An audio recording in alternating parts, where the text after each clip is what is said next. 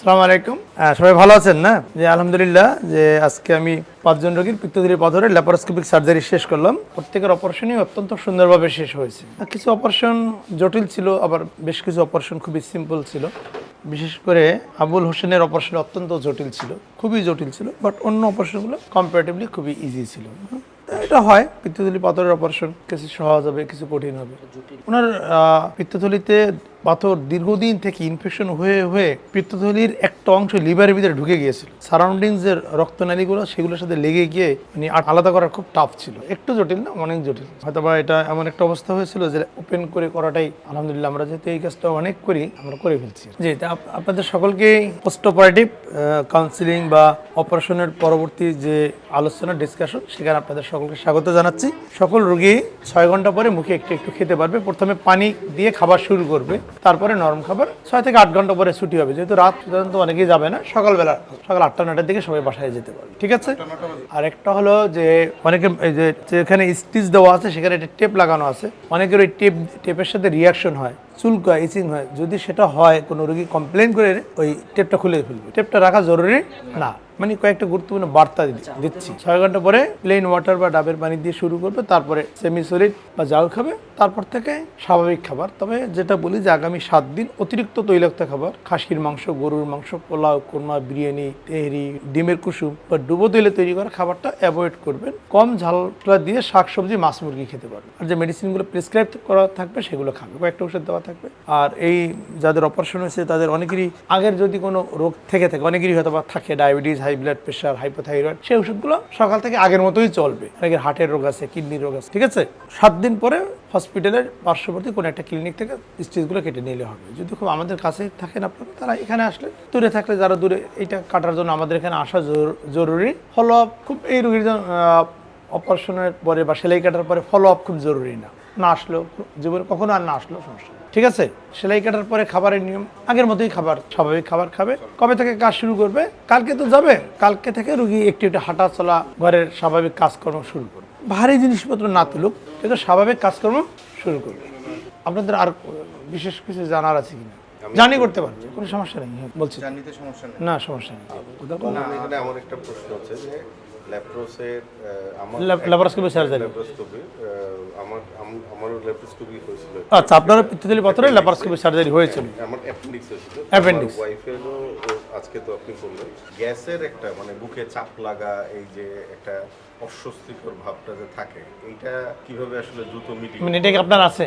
এটা না, তখন ছিল, এখন তো আর নেই। না এখন আর নাই। মানে এটা এরকমই যে ল্যাপারোস্কোপিক সার্জারি বা গলস্টোন সার্জারি করার পরে 5 থেকে 7% রোগীর প্রথম দিকে একটু বদ হজম হতে পারে, একটু অ্যাসিডিটির মাত্রা বেড়ে যেতে পারে, কারো কারো একটু পাতলা পায়খানা হতে পারে। কিন্তু 3 থেকে 6 মাস পরে 5 থেকে 7% রোগীর সমস্যা সেটাও সমাধান হয়ে যায়। যে কয়েকটা ইম্পর্টেন্ট মেসেজ দিতে চাই আপনাদের এই পোস্ট অপারেটিভ ডিসকাশনে, সেটি হলো পিত্তথলি মানবদেহের কোনো অপরিহার্য অঙ্গ নয়, ঠিক আছে? অপরিহার্য অঙ্গ বলতে যেমন লিভার, কিডনি, ব্রেইন, হ্যাঁ, যেমন অত্যন্ত অপরিহার্য অঙ্গ, এর কোনো একটা না থাকলে আপনি চলতে পারবেন না। কিন্তু পিত্তথলি সেরকম অপরিহার্য নয়। এ কারণেই পিত্তথলিতে যখন কোনো রোগ হয়, বিশেষ করে স্টোন, টিউমার, আমরা পুরোটাই অপসারণ করি বা ফেলে দিই। ফেলে দিলে রোগীর তেমন কোনো সমস্যা হয় না। যেটা বলছিলাম, 5 থেকে 7% রোগীর প্রথম দিকে কিছুটা হজমের সমস্যা হলেও হতে পারে, কিন্তু সময়ের সাথে সাথে সেটিও সমাধান হয়ে যায়। এটা একটা গুরুত্বপূর্ণ মেসেজ।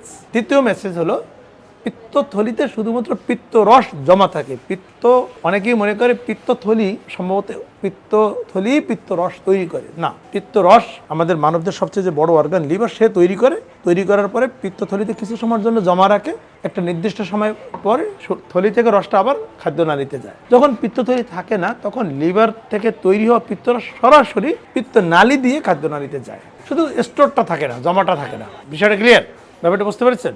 3 নম্বর যে মেসেজটা দিতে চাই আপনাদের মাধ্যমে, সেটি হলো, আমাদের সাধারণ একটা কনসেপ্ট এরকম যে পিত্তথলিতে যদি পাথর হয় এবং সেটি যদি উপসর্গ করে, এটি বড় সমস্যা না, বরং পাথরের সাইজটা কতটুকু। সাইজ যদি বড় হয় তাহলে রোগীরা মনে করে যে এটা বেশি খারাপ।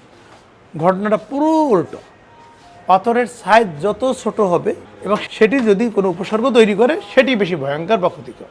কারণ হলো পিত্তথলির সাথে নালীর একটা সংযোগ আছে, স্টোন যত ছোট হবে সে ইজিলি পাস করে নালীতে চলে যেতে পারে এবং নালী থেকে কোলানজাইটিস তত নিচের দিকে নেমে কোলানজাইটিস তৈরি করতে পারে, জন্ডিস তৈরি করতে পারে, প্যানক্রিয়াটাইটিস তৈরি করতে পারে। সুতরাং বড় পাথরের থেকে ছোট পাথর বেশি ভয়ঙ্কর বা ঝুঁকিপূর্ণ। এই জন্য যদি কারো ছোট স্টোন থাকে তারাও পরামর্শ দিতে পারেন, অবশ্যই কোনো একজন পরিচিত সার্জনকে দেখিয়ে তার চিকিৎসা করিয়ে নেবে। এই ইউসুফ রোগী কি আছে, এই যে আপনাদের আমরা একটু এক এক করে একটু দেখাই। সাধারণত পিত্তথলিটা যতটা পাতলা থাকার কথা তার থেকে অনেকটা পুরু হয়ে গেছে, অনেক পুরু হয়ে গেছে। যে কোনো পিত্তথলি ওপেন করলেই শুধুমাত্র পিত্ত রস বের হবে। কি বের হবে? মানে হলুদ কালারের পানি, এটাই স্বাভাবিক। পিত্ত রস বাদে অন্য কিছু যদি পাওয়া যায় সেটাই হচ্ছে রোগ, ডিজিজ। সেটি পাথর হতে পারে, কিডনি হতে পারে, টিউমার হতে পারে, ক্যান্সার হতে পারে। আমরা এবার একটু ইউসুফ রোগীর পিত্তথলিটা ওপেন করব, দেখবো যে ওনার পিত্তথলিতে কী ছিল। ঠিক আছে, এই যে রস বের হয়েছে না, তাহলে অবশ্যই আমরা রস দেখার জন্য সার্জারি করি নেই, তাই না? কোনো না কোনো রোগ তাকে আমরা জানতামই। এই যে দেখছেন নাকি একটা স্টোন দেখা যাচ্ছে, এই যে ব্ল্যাক কালারের একটা বড় স্টোন, তাই না? ডাক্তার ইকবাল হোসেন অনেকবার ফোন দিয়েছেন আমাকে, আলহামদুলিল্লাহ খোঁজখবর রাখতে বলছেন। এবং আমাদের অত্র হসপিটালের বার্ন হসপিটালের ডাইরেক্টর মহোদয় উনিও ফোন দিয়েছেন যে আমরা একটু মোনালিসা পেশেন্টের পিত্তথলিটা ওপেন করে দেখবো যে আসলে ওনার পিত্তথলিতে তেমন কিছু দেখছি। এই না, আছে একটা স্টোন, না একটা বড় স্টোন দেখছেন। একটা এক এক রোগীর এক এক রকম স্টোন, তাই না? এটা ব্ল্যাক, এটা আবার একটু অন্য কালার। না, প্রশ্ন পড়ে এটা ইসরাতজাহান রোগীর লোক আছে। আপনার রোগীর পিত্তথলিটা আমি একটুবার ওপেন করে দেখছি, দেখি কী ছিল। এই যে দেখা যাচ্ছে না, ঠিক আছে। এখানে আবার অনেকগুলো স্টোন আমরা দেখছি, তাই না? এক এক রোগীর পাথরের সংখ্যা, সাইজ, কালার এক এক রকম, তাই না? এটা কোনো ম্যাটার না, ম্যাটার হচ্ছে তার উপসর্গ করলে সমস্যা। এবার একটা আসমা, না আসমা রোগীর লোক আছে, একটু ওপেন করে দেখছি। এই যে অনেক পাথর, তাই না? এই যে দেখছেন নাকি ব্ল্যাক স্টোন অনেকগুলো, দেখছেন নাকি অনেক পাথর হয়েছে।